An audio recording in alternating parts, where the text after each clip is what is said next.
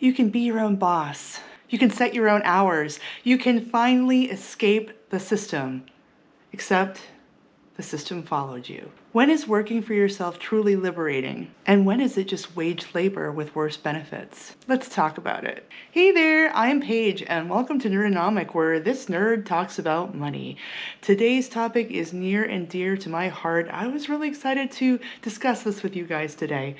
So for those of you who don't know, I have worked for myself for over 8 years. So I have a lot of opinions on the topic of self-employment and being an entrepreneur. While these days I am full-time working for myself, I did start out with it as a side hustle on top of my normal day job. I worked them both for a while until I was able to go full-time doing what I do, which is a lot of things. When does working for yourself stop being empowering and start being a scam? Let's talk a little bit about the history of the hustle culture, the work for yourself movement, because I'm telling you, I am an elder millennial. I am in my 40s. When I was growing up, there were people who worked for themselves, but it wasn't this prevalent. It wasn't like everyone that I know either has some little side hustle or dreams of having a side hustle. Like, it has changed a lot over the last couple decades. So if you kind of trace it back, it really starts post the 2008 recession. It really started happening because of social media and the attendant tech boom. Suddenly you could work from anywhere. Not only were you technically able to do it, it became a whole aesthetic and a lifestyle. So you had van culture, people going around in vans and working from the road, working from coffee shops. It not only was possible, but it started to become cool. People not only talked about the flexibility, but they would really contrast it with their day jobs and their corporate gigs and say that it was an antidote to the burnout you felt at work. I actually was sort of late to the game, so this shift started in about 2008. I originally started my business in 2016. Like I said, I was still working at an office job. I had a corporate office job. I was a manager of the training department of a psychological consulting firm. I liked my job. I didn't like the people I worked for. Because my corporate job was in the field of mental health, it was paid less relative to other people who ran training departments at other consulting firms. Because mental health, they push you really hard and they underpay you because they tend to recruit people who really care about people. So, soulless corporations like to take advantage of that. So I was kind of writing and doing some stuff privately in order to cope with my job. And it occurred to me that I had this book that I'd written some years ago, just almost as like a therapy project that I could edit, I could put out, and I was blogging anyway, kind of casually.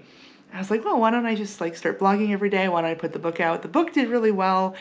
I ended up pivoting into blogging and writing online. That served me well for a number of years. I built an intentional community online that I take care of. That's a kind of a paywall thing that is helpful.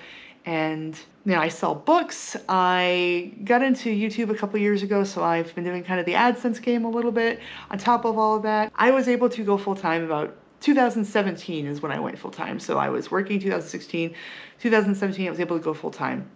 And the funny thing is, I remember when I did it, I had a lot of friends that were extremely envious of me. The funny thing was, the first 5 years or so of my business, it was brutal.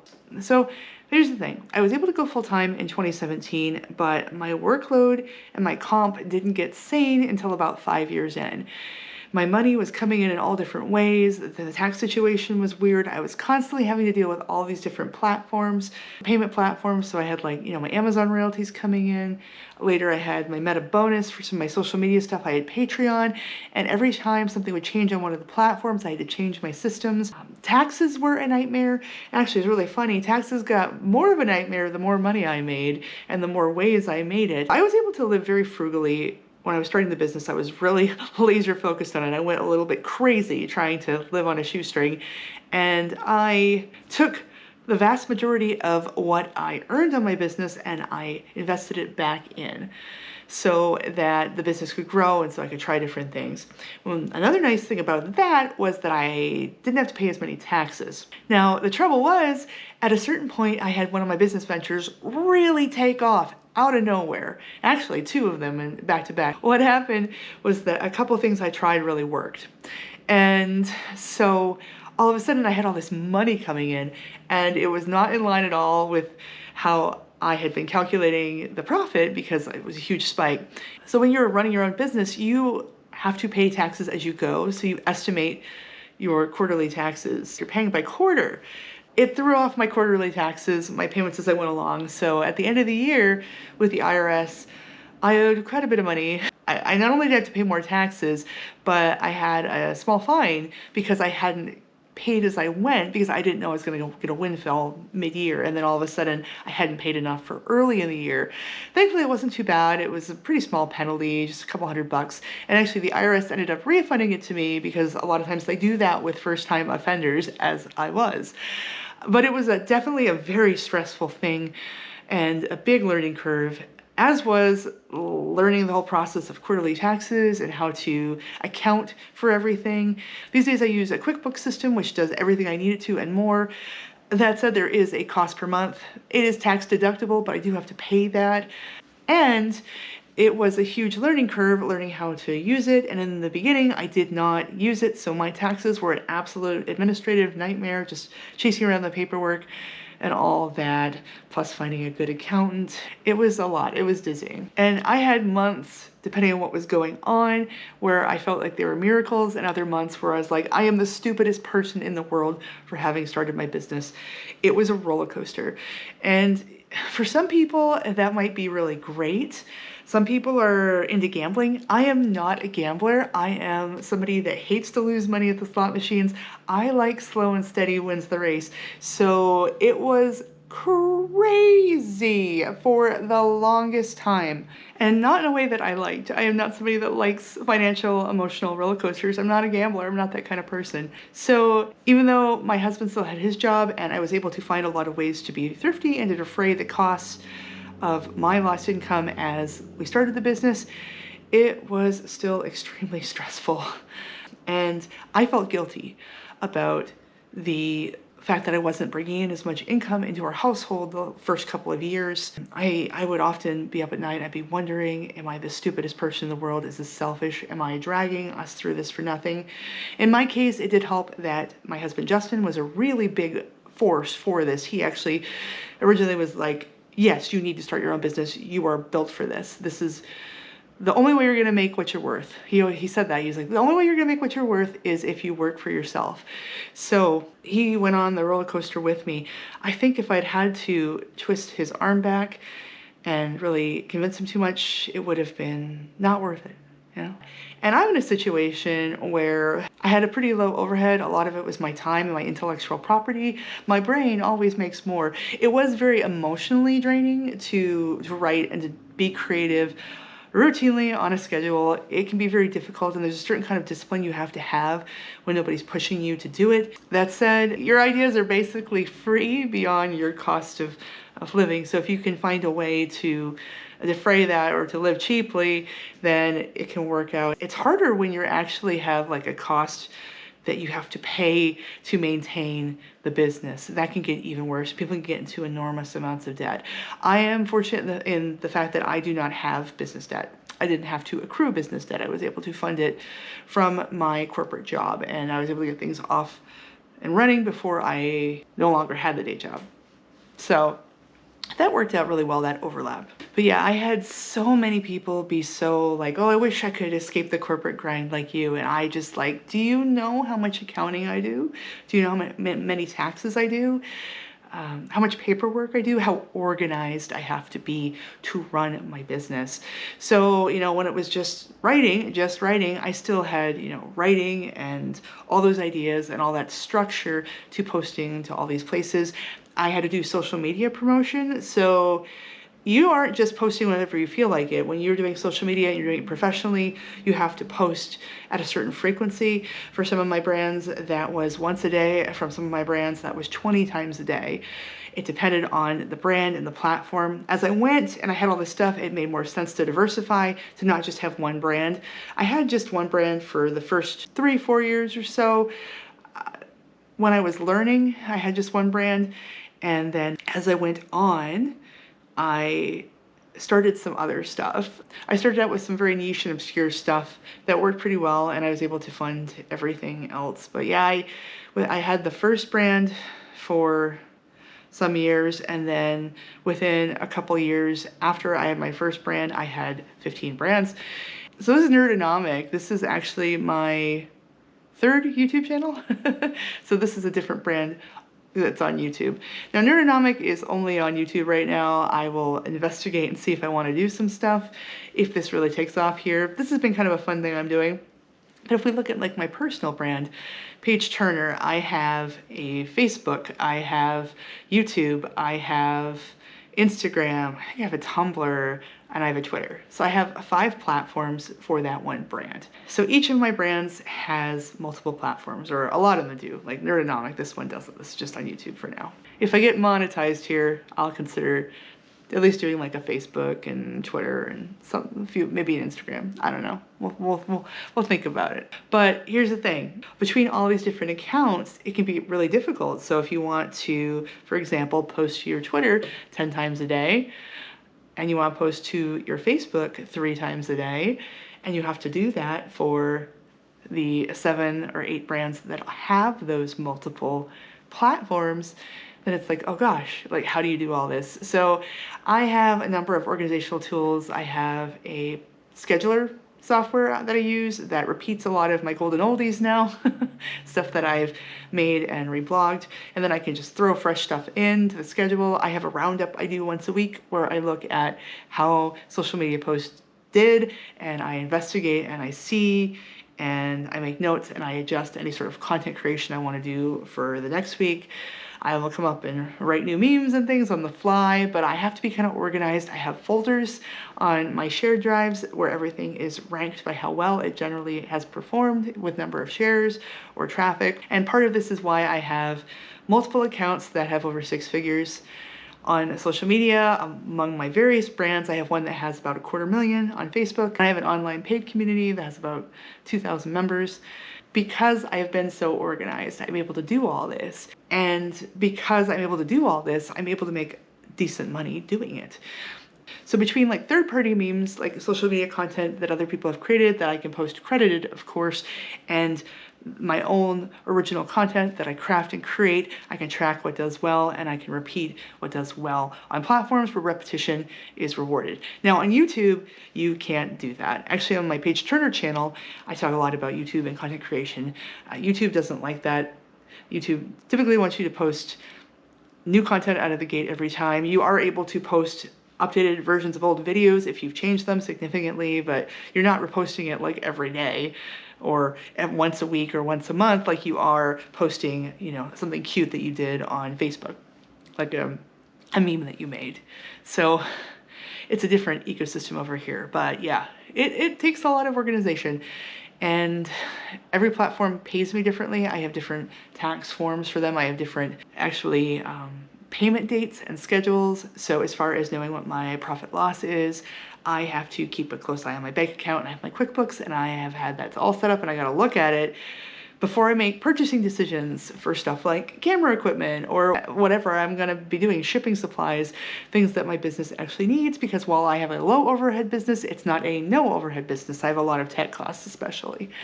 So yeah, it's a lot. And if you're not organized, you're not going to like this. If you need somebody to tell you to create, you're not going to like this. And that's just my business, which frankly, one of the easiest side hustles to do is in content creation because it does have that low overhead. But yeah, I had a lot of friends who were like, oh, I just love to do what you do rather than having a real job. And I was like, oh gosh, the amount of organization and discipline that I need here is ginormous. And especially at the beginning when you don't have any passive income built up, any big streams that come in, oh my gosh, you do not have that reassuring noise of a paycheck coming in every 2 weeks, even if you just kind of farted around at the office or you were on vacation or something. So yeah, it's very difficult. It frankly reminds me a lot more of my days when I worked retail jobs where I didn't necessarily have sick time. So if I was out with a cold or an illness, my paycheck would be shorted, and so I would be very stressed about money because I couldn't work when I had, you know, strep throat or whatever. So it's very much like that. But it's even worse in a lot of ways because the payment structure makes no sense. So you look at something like YouTube here. My two monetized channels are the Paige Turner channel and Our Moving Castle, which was an RV travel channel that I started with my husband while we were moving around in our RV with our cat. And some of my videos make very little. I've had some videos that made more than the other videos did for the entire year, and it is tough to predict, and it comes in when it comes in. So that sounds great when you have a big hit, but most of the time you do not have big hits. So you have to be very careful with the money you get and not say, oh my gosh, I just got $500 in AdSense, I'm gonna go and blow it, because it's going to be up, up, up, because it's not going to be up, up, up all the time. You need to be able to control yourself and save for a rainy day and budget. So, you know, I did a video on Paige Turner channel about how I made over $100,000 on Facebook posting memes I made. Honestly, I did that. That was cool, except that money came in all at once and my tax burden was immense. We were just talking about tax penalties. That's what did it. And the thing was, that program was wild for me for like a year or so, and it got progressively worse because they were basically, this is all alleged. Don't come at me, bro. Don't come at me, Meta, whatever. But at the time, they were looking at kind of TikTok had market prominence, and this was before the TikTok ban, which is a will they won't they situation, right? But Facebook at that time was very keen on sticking it to TikTok and trying to get more market share for the reels and stuff. So they had some bonus programs they did, which actually mimicked the TikTok bonus program, which also did the same thing. You got paid mad money out of nowhere for a little while, and then they ramped it back after they were chasing it. So these days I have a little bit of money that comes in through my social media accounts. I'm happy to have anything. I'm not complaining, but it's not like it used to be. I used to get like 10K a month on these accounts, and the same amount of traffic gets me about $50 a month now on Facebook as part of that program. So that tells you what happened. So I knew that. I've had my head on straight. I know how these things go. I made hay while the sun shone. I made a bunch of accounts, did a whole bunch of things to try to get the most out of it. And I was very conservative with the money. I ended up being able to help out my family out in some major ways, which was good. But I was very conservative with the money when I got it. I didn't blow it on stupid stuff. I held on to it for a little while, and I was very smart with how I invested it. But yeah, if I had been expecting to be making 10K on those accounts forever and ever and ever, and I had put up my expenses or blown that money, you know, you got to be really careful. Not to mention that the first 2 or 3 years that I was in business for myself, I worked 70 to 100-hour weeks. It was nuts. I was always doing something. I was writing from bed. I actually was part of a service back in the day called Help a Reporter Out, HARO, where you would sign yourself up as an expert. I was doing a lot of writing about relationships, quirky writing about relationships at the time from a psychological perspective. And so what I did was I signed up for this syndication service where they would send me leads for reporters that were looking for people to talk to media outlets. So what I was able to do was I was on this little newsletter, and I would get this thing, oh, they're looking for somebody to talk about X or Y, these different topics. And it was all sorts of things. And it'd be like, you know, major online magazines. So as soon as that came out, and if you saw something you wanted, you had to write essays, introducing yourself to the reporter and saying, hey, I could talk about this. This is my credentials. This is what I would say about it. Basically answering for their article. You'd have to write up, you know, a couple paragraphs for them that they could use in the article. Or if they were looking to do a longer interview, you'd be like, hey, this is what I think. And then you guys would arrange an interview, and then they call you back later.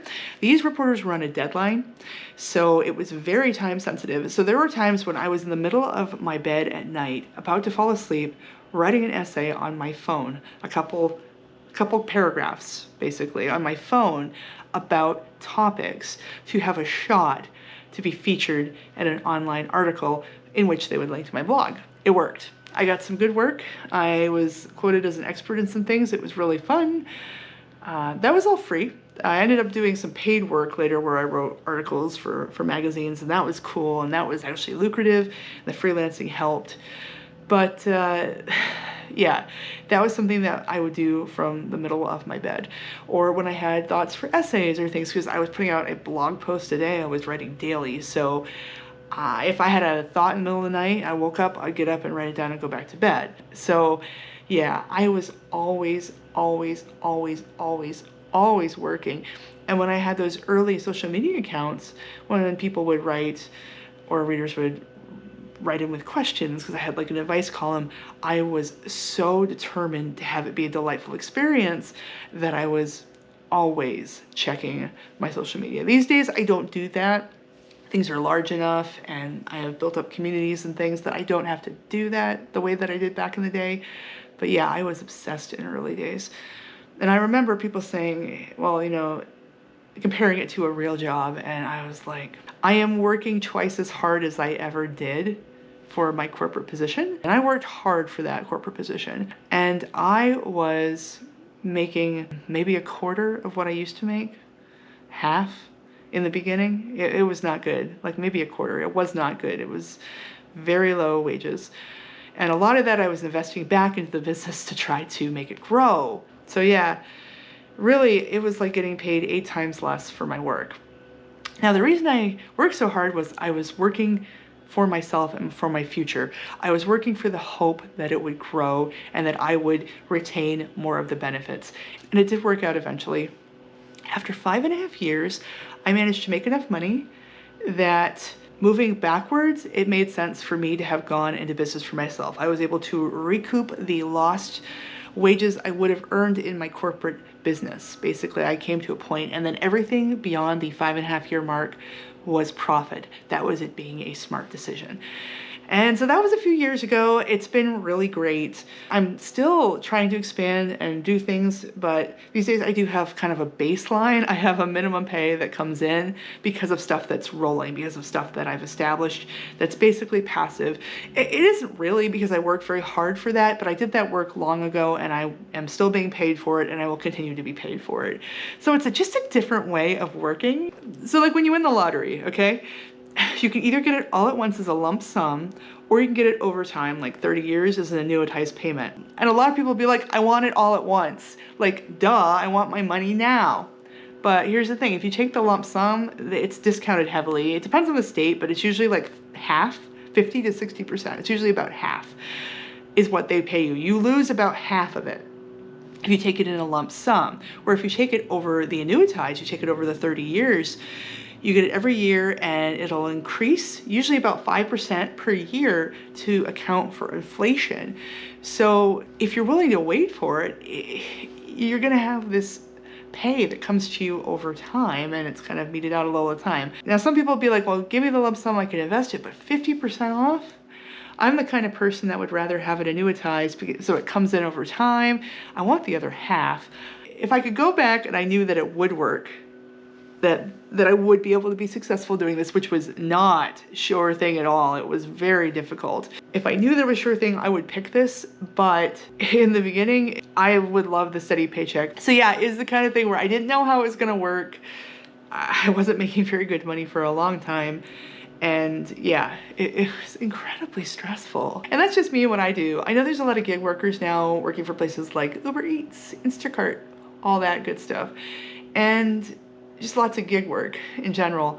And there's been this whole economic sleight of hand that's happened over the years. It gets worse and worse over time. Okay, I've noticed this.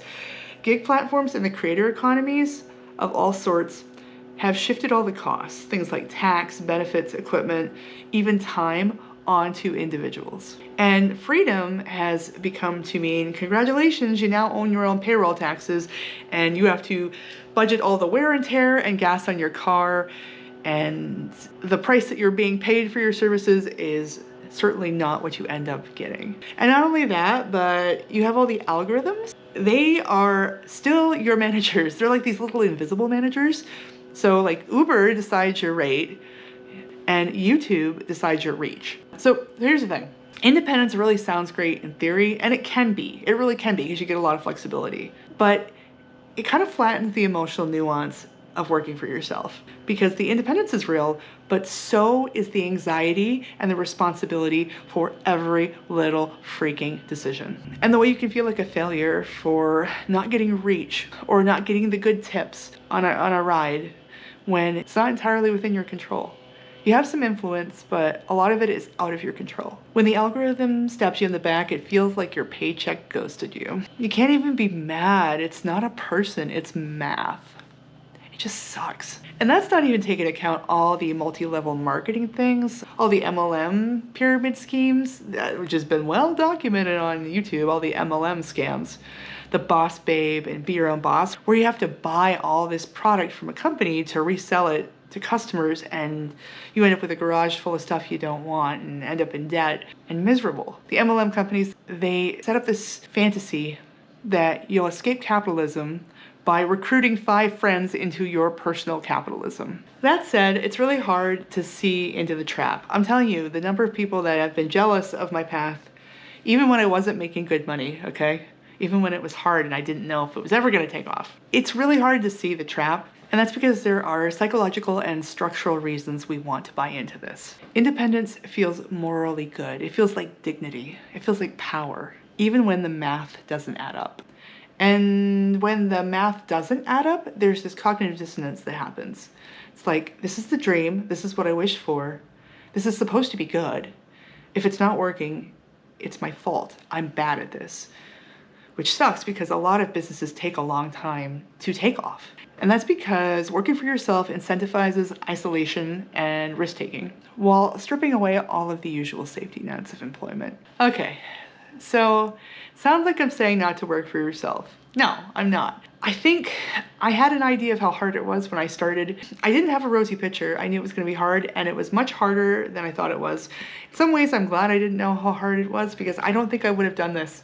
I don't think I would have gone through this. I don't think I could have thought I could do this, frankly, if I knew how hard it was going to be. And the reality is, I'm still working for myself, and not only that, I'm expanding. I'm actually right now launching a reselling business. I've been working on it with some friends of mine, and it's very exciting. I've been talking a little bit about it on my channel. I'm not good at it yet. I actually kind of suck at this new business. I'm really terrible. I've been posting over it about Paige Turner, but I'm having fun with it. And it's a way to try something and to try to do some expansion. It's kind of a resale business. It's nice because for me, all my businesses are online, and that's very low overhead. This is the highest overhead business I've ever started because I have cost of goods for things I'm going to sell. I have to store it. I have to do a lot more physical stuff than I do in the online world. But for me, it makes sense because I am able to put in some physical labor and local control, and I have something that's not out in the ether in the online realm. It's the logical next step for me. And at least now when I fail, it's because nobody wanted the jacket I bought, not because an algorithm decided to bury my video. Now there are some algorithms in the online retail world that are important to the discovery, but that's kind of the nice thing, is that I'm used to navigating algorithms and I have a lot of online resources, so I'm able to kind of work those things together. I have enough to figure out what happens there. I'm used to dealing with the parts of that stink. So I want to be clear, working for yourself isn't always a scam, but the idea that the freedom you get from it is easy and straightforward and guaranteed might definitely be. And look, some people thrive in self-employment. I did after a while. It wasn't a natural fit for me at first, but there's a lot of precarity involved. It's a lot of risk taking. It is not for everyone. Frankly, it kind of reminds me, like I was talking about my retail days, and also I used to work on commission. I used to have a sales job, and if I didn't sell, I didn't eat. And it's closer to that. If you don't like having to be paid on commission, you probably won't like it. Anyway, it's been great talking to you as always. Thanks for watching, and I'll see you in the next video.